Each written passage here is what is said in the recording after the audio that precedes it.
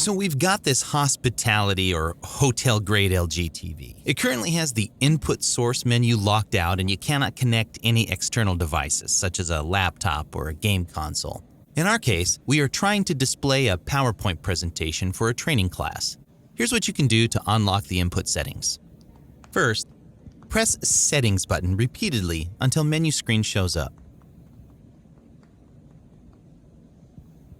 Then press buttons 9, 8, 7, 6, OK.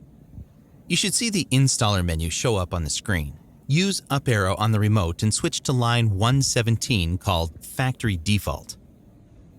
Next, press buttons 4, 1, 3, OK.